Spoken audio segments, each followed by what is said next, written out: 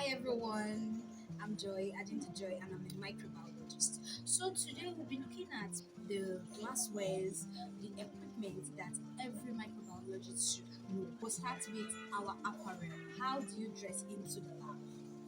So now you can see me putting on a lab coat. It's not because my clothes inside is not beautiful enough. No, you put on lab coat because you need to. There are lots of equipment or lots of reagents you're working with which are toxic to the skin, and you need to protect your skin, so the lab coat helps with that.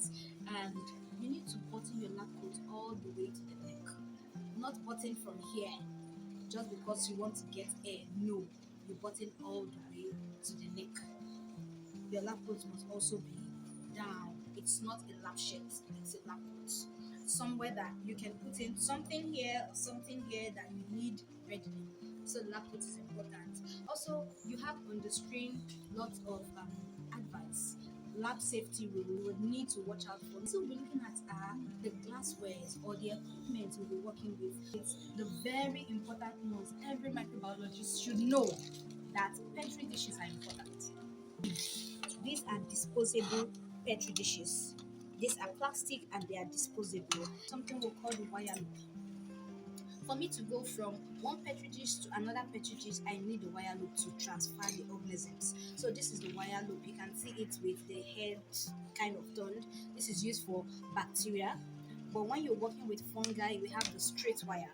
In that case, here will just be straight, not with a loop. It will be straight. So that we also have some glassware. We have the beaker. This is called the beaker. We have the 250 ml beaker and we have the 500 ml beaker based on the one you will be using for your work. We also have the conical flask. This is the conical flask. We have the 250 conical flask and we have the 500 conical flask. So it is also based on the one you'll be using for your analysis. This is really important. Know the names and don't misplace them. All right, we have the biju bottles. Biju bottles. These biju bottles are important for storing your organisms because there are times when you don't need to keep subculturing every day. You just want to keep your organisms and then come back for a later time. You can use it in storing either bacteria or fungi. You store it in slants. Maybe in another video, I'll get to show us where the biju bottle is loaded with organisms. So we'll see what a slant is like and how we can save the organisms. All right, we have the brush. This is the brush we use in washing either the biju bottle or the test tube. And before you wash out the biju bottle, it is very important that you autoclave. You autoclave to kill the organisms, then you throw away the contents before you can wash well and reuse it. So that is that. We also have the disposable pipettes. There are times when you want to use the pipette to measure alcohols, either 1 ml or 0.1 ml or stuff like that. You can use the plastic pipettes. Now we have the measuring cylinder. If you'll be measuring very high quantities like 50 mils, 20 mils, 10 mils, you can't use the pipette for that. You can use a measuring cylinder. We have different measurements of this cylinder. We have the one for up to 500 mil. We have the one of up to 1000 mil. So you just use as appropriate. This is your measuring cylinder. It's not always wise using your beaker or your conical flasks in measuring, though they are calibrated. It's not nice to use them in measuring because there might be some discrepancies in the measurement. So your measuring cylinder is your best bet. Now we go to our test tube. We have a test tube rack and we have test tubes. You can't just use your test tubes and drop them on the workbench. Nope. No.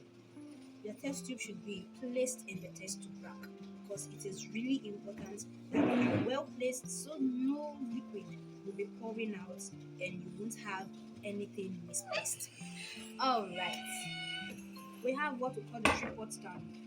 In a situation where you're working with your Bunsen burner, in a later video you would see where we're working with a Bunsen burner and using the tripod stand. So your tripod stand, it's something that you can easily with your wire gauze on it. your tripod stand and your wire gauze on it. You can just maybe melt. There are some preparation for media that you have. They will tell you boil a little before you autoclave. So your tripod stand and your wire gauze is for that purpose. Here we have our shaker. It's mostly used for those that are working with environmental samples. Maybe when your protocol says put your conical flask on the shaker and then shake for 1 day for homogenization.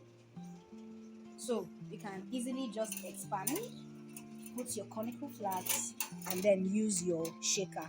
This is retractable and you can expand it. So this is your shaker. And then this is your incubator. This is your incubator. So in situations when you're done with incubate, when you're done with preparing your media, your protocol always say incubate at whatever temperature for maybe 24 hours or for 48 hours. So you just put whatever it is in your incubator, you close it, you set the time, set the temperature, and you are good to go. So this is your incubator. We also have the oven. This is your oven. There are times when you want to there are times when you need to dry things. If you're working with medicinal plants or you're working with things that needs drying, you need your oven for that. You have the water bath. Okay, it is empty right now, but the water bath is for there are situations where you'll be told maybe steam a little or put your equipment in a water bath for a short period of time or whatsoever, so you can use your water bath for that. Yeah, this is another type of shaker. This is also another type of shaker. It depends on what you are working with. So in this case, you can just put, you can use test tubes in this for shaking instead of the conical flask. So this is another type of shaker.